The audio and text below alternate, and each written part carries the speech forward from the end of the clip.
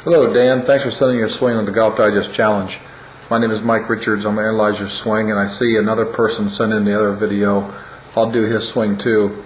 Hey, Dan, looking at your setup, you don't look too bad right here, and your grip actually looks pretty good. Ball position might be, it looks okay. That might be a touch forward, but it's not too bad.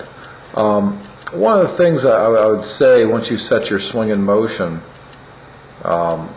obviously you're outside. If you do send me another one, see if you can change your shutter speed to a sport mode on your camera.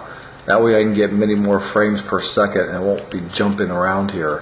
You're going to see coming through, I'm going to have a hard time really seeing the club at impact and the hands and so forth. Getting to the top of the swing, I think you do a pretty good job of getting back. Sometimes it gets a little bit too long in the swing, and I think that's one of the areas I'd look at as far as a consistency standpoint, is making the swing a little shorter.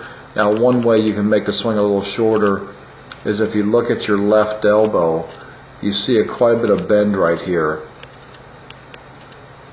So if I were to work on something, I'd probably have a little bit more extension to the left arm and not have that little breakdown to the elbow.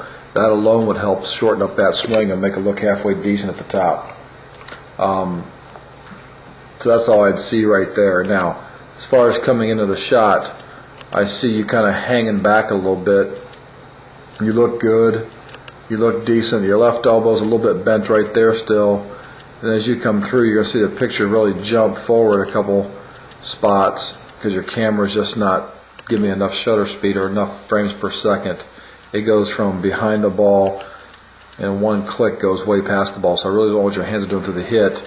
But this curvature to your body, we probably want to get out of a little bit, because what's going to end up happening, you're going to have a little bad back, or you're going to start hooking the daylights out of your golf ball.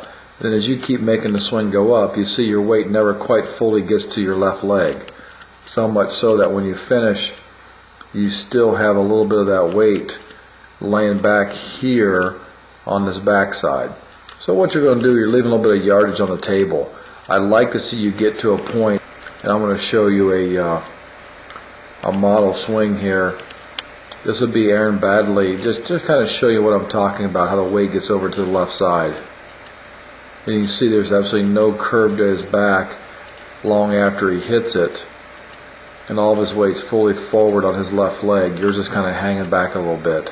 So those are the two things I'd work on a little bit for you, Dan, is making sure your left arm becomes a little bit wider in your backswing, a little bit more extended. Now, I don't mean keeping that left arm stiff and straight. It just needs to be as straight as possible. And right now you've got just a touch bit too much bend to it. And then you just got to learn how to release your right side through the shot. And I mean releasing the right side, I'm talking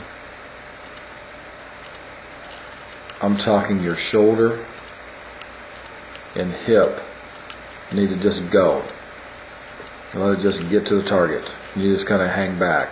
Now, on an iron shot, you might catch an occasional fat one or behind the ball. May even have a little skinny one once in a while. But let's see if you can get yourself posted up on this left leg. So all the weight's over here now.